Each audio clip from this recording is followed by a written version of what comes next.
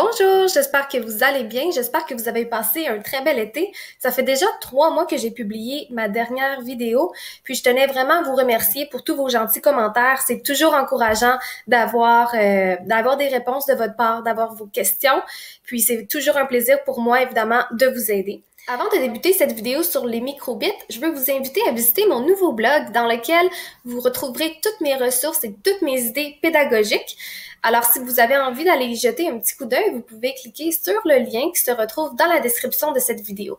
Alors maintenant, je vais entrer dans le vif du sujet, les microbits. Alors, un microbit, c'est un nano-ordinateur comme celui que je tiens juste ici, que les élèves peuvent programmer à partir de leur Chromebook ou de leur ordinateur portable. Alors, les élèves peuvent demander au microbit d'effectuer différentes actions.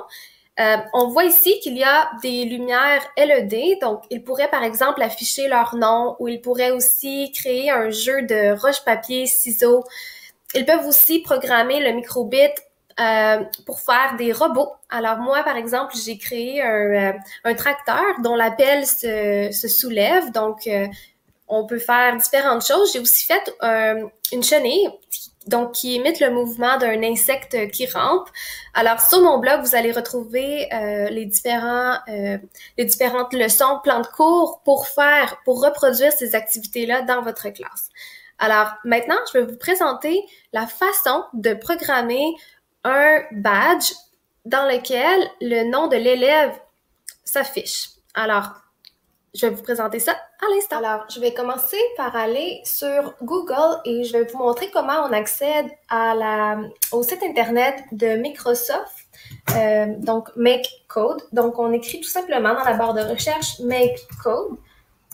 Et le premier résultat qui va apparaître, ça va être microbit, donc Make Code for Microbit. On clique là-dessus et puis on obtient la page qui suit. Donc, sur cette page-là, vous allez retrouver plein de tutoriels, des idées d'activités à réaliser en classe. Donc, il y a des jeux, il y a même des jouets qu'on peut faire. On peut faire des activités qui sont en lien avec les sciences. Donc, c'est très intéressant de pouvoir les intégrer à notre unité de sciences.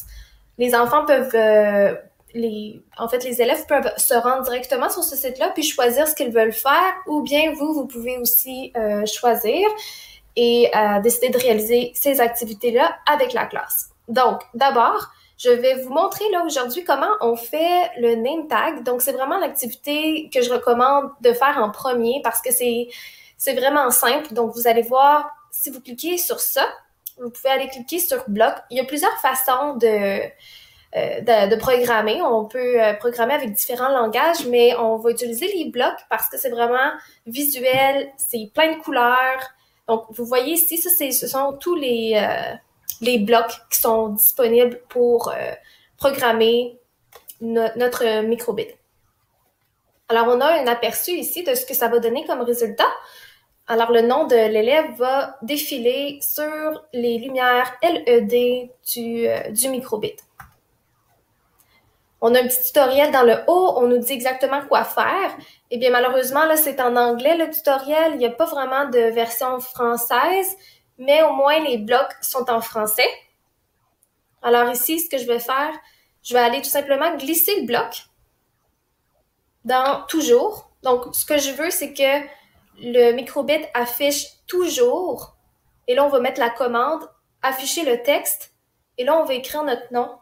Donc, je vais écrire Marie-Ève. Puis, on peut voir sur le simulateur, mon nom va apparaître. Alors, Marie-Ève, vous voyez qu'il est en train de défiler. Et là, le tutoriel, ben là, on peut aller lire les informations qu'il nous donne. Donc, on nous dit maintenant d'aller le télécharger. Alors, pour le télécharger, on clique sur le bouton qui est juste là. Là, ça va télécharger dans l'ordinateur. Comme vous pouvez voir, il est juste ici, dans ma barre. Et je vais ouvrir mon périphérique. Je vais aller voir ici, je vais aller chercher mon périphérique microbit parce que mon microbit est branché présentement dans mon ordinateur. Et je peux tout simplement aller le glisser. Donc, je vais tasser ma fenêtre et je vais prendre le programme et le glisser, tout simplement. Donc, présentement, c'est en train de télécharger. Ça prend pas beaucoup de temps, dépendamment du programme, là, ça devrait pas prendre trop de temps. Et puis, vous voyez, la fenêtre se ferme automatiquement. Votre programme est dans le microbit et vous pouvez l'enlever de l'ordinateur, mettre la batterie sur l'ordinateur, sur votre microbit, pardon, et votre nom va apparaître. Donc, présentement, là, si je regarde mon microbit, je vois mon nom qui est en train de défiler. Alors, c'est aussi simple que ça. Le site Internet permet également d'enregistrer les projets qu'on a fait dans le passé. Donc, on voit ici tous mes projets que j'avais commencés. Si je veux commencer un nouveau projet, on peut cliquer sur le bouton plus et nommer notre nouveau projet. Donc là, je vais écrire test. Vous voyez qu'au démarrage, la page qui apparaît, bon, on a toutes les fonctions aussi, les blocs.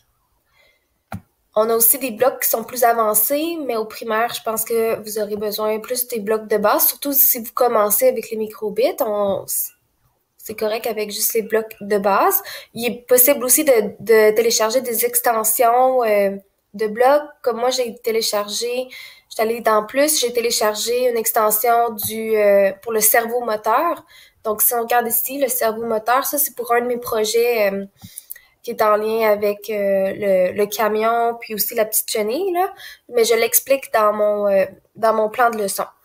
Alors, ici, si je retourne à la base, donc on voit les blocs qui seront utiles pour programmer. Quand on ouvre, on voit qu'il y a le bloc démarrage et le bloc toujours. Donc, ça, c'est tout le temps présent quand on ouvre un nouveau projet. On a aussi le microbit qui est en simulation, donc ça va apparaître, en fait, notre programme va apparaître sur ce microbit-là pour vérifier si ça fonctionne avant de le télécharger dans le vrai microbit. Donc, si je veux, par exemple, afficher des lumières en particulier quand j'ouvre mon microbit, je pourrais prendre ce bloc-là, par exemple, montrer LED, le glisser, donc c'est vraiment facile à glisser dans ce bloc-là qui s'appelle au démarrage, et puis aller dessiner ce que j'ai envie qu'il s'affiche. Donc là, je vais dessiner un petit bonhomme sourire. Oups. Et voilà. Donc, on va regarder si ça fonctionne. Oui, voyez-vous, ça fonctionne. Le simulateur apparaît, donc ça veut dire que si je télécharge ce programme-là dans mon microbit, ça va faire exactement la même chose. Donc, je ne passerai pas à travers tous les blocs parce qu'il y en a beaucoup, mais la programmation, ce qui est intéressant à savoir, c'est qu'il y a un lien direct avec l'algèbre parce que on parle des variables. Donc, la variable indépendante, la variable dépendante. Donc, par exemple, si on pèse sur le bouton A, alors les lumières LED vont s'allumer. Donc, on voit qu'il y a un effet, une conséquence. Donc, on voit vraiment là, on peut faire vraiment des liens avec l'algèbre. D'ailleurs, dans une de mes leçons et une de mes évaluations, j'ai parlé des variables. Si vous allez voir dans mon blog, vous allez voir mon premier article qui s'appelle « Initier les élèves à la robotique avec les microbits ». Donc, je vous ai mis plus d'informations sur les microbits. Donc, vous allez voir des vidéos sur les différentes activités que je suggère. Donc, ici, on a le badge, le name tag que je vous ai montré un petit peu plus tôt dans la vidéo, le compteur de pas Fitbit, la chenille, mon tracteur que j'ai fait. J'ai aussi des évaluations.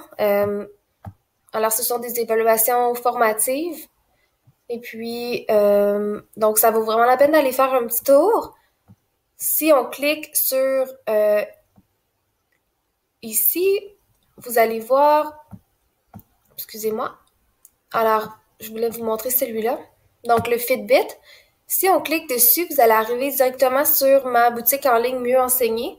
Et puis, vous pourrez télécharger gratuitement l'activité de Fitbit. Donc, on a un plan de leçon. J'ai mis également une activité pour l'élève. Donc, c'est en lien avec les variables, avec l'algèbre. Donc, c'est vraiment intéressant. Puis, si on retourne dans mon blog, je voulais vous montrer aussi une autre section. La section programmation robotique, j'ai mis mes outils de technologie préférés. Vous pouvez aller voir pour voir le matériel que j'utilise pour mes activités. Et si vous avez envie de vous en procurer, les microbits, c'est environ 25 pour une boîte, un kit qui inclut le fil, la batterie et le microbit. Donc, vous pouvez cliquer ici, vous allez arriver directement sur la page Amazon pour l'acheter. OK? Donc, ça, c'est pour mon blog. Puis, la dernière chose que j'avais envie de vous parler, de vous montrer, c'est la section langage de blocs. Donc, sur le site de MakeCode, on a les différents blocs que je vous ai parlé un petit peu plus tôt, mais on les explique. Donc, si vous avez des questions, vous pouvez toujours aller voir dans cette section-là. Dans la section Loop, par exemple, on va vous expliquer les différents blocs qui sont possibles et dire à quoi qu'ils servent. Il y a aussi des vidéos vraiment intéressantes qui sont fournies par le site de MakeCode.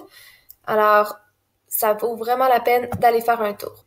J'espère que cette vidéo vous a été utile. Si vous avez des questions, n'hésitez pas à m'écrire sur YouTube ou bien directement sur mon blog. Si vous voyez, on a une option commentaire juste ici, donc n'hésitez pas. Alors sur ce, passez une très belle journée. Au revoir!